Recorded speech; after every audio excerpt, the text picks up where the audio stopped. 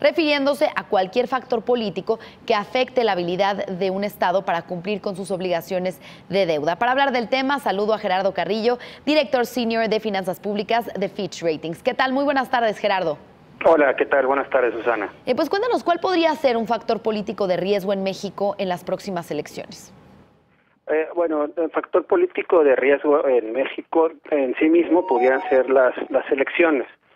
Digo, vale la pena mencionar que el reporte que publicamos hace 2 semanas no mencionamos absolutamente nada de México porque versa sobre 38 episodios de crisis de calificación que se han dado entre el 97 y 2017 y no es el caso de México. Entonces, México no aparece en este reporte, pero sí se hace referencia a que posibles presiones políticas que deriven en un cambio perjudicial en lo que es la aplicación de políticas macroeconómicas o fiscales, o un cambio abrupto en lo que es pudiera ser las políticas generales del gobierno.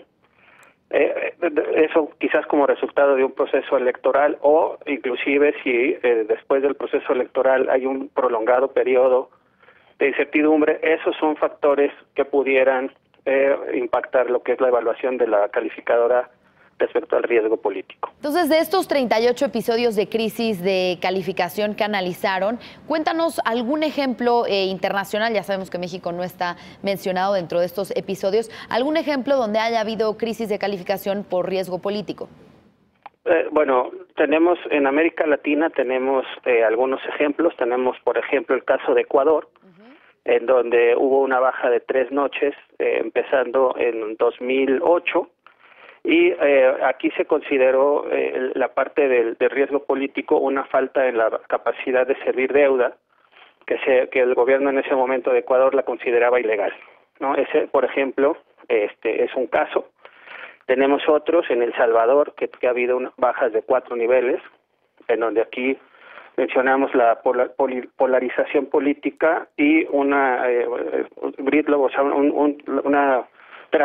trabas, digamos, en política, así como limitadas opciones financieras para el gobierno. Entonces son 2 ejemplos. Otros más serían Venezuela y Brasil.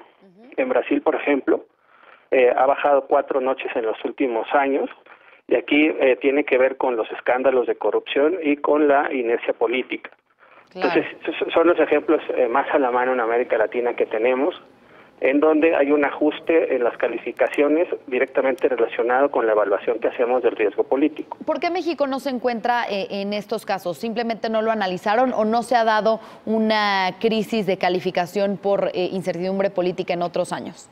Efectivamente, digamos, quisiera decir 2 cosas, ¿no? En este reporte en específico es por lo primero que mencionaste, porque en estos 20 años no ha habido un episodio de crisis de calificación en México, entonces, por lo tanto, no entra en la muestra. Ahora, no quiere decir que la firma no incluya un análisis de riesgo político en el modelo de calificación soberana.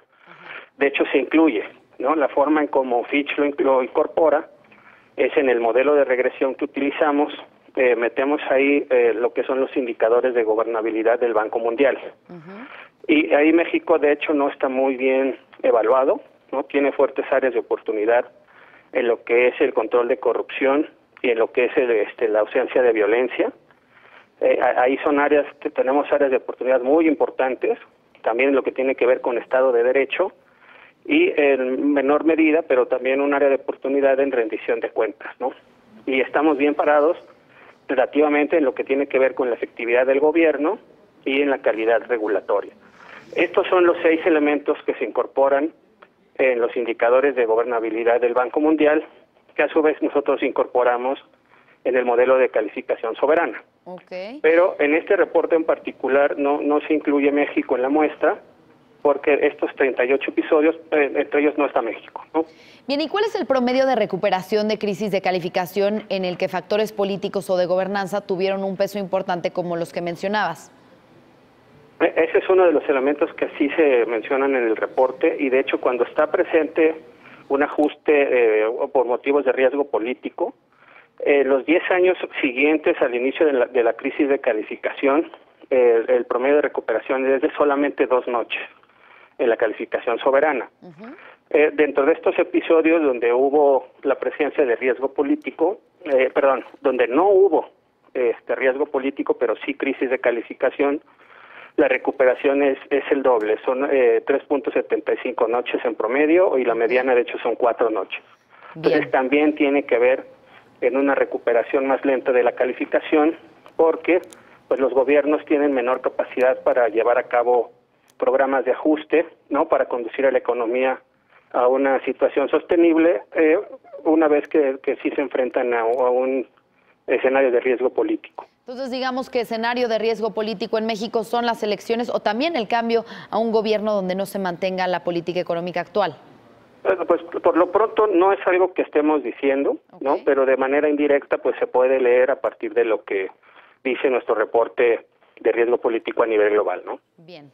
Pues muchas gracias por el análisis, Gerardo Carrillo, director senior de Finanzas Públicas de Fitch Ratings. Pues seguiremos platicando con ustedes conforme vaya avanzando este proceso electoral y el impacto que puede tener en la calificación de soberanos. Muy buenas tardes. Buenas tardes, muchas gracias a ti, Susana. Hasta luego. Y a pesar de la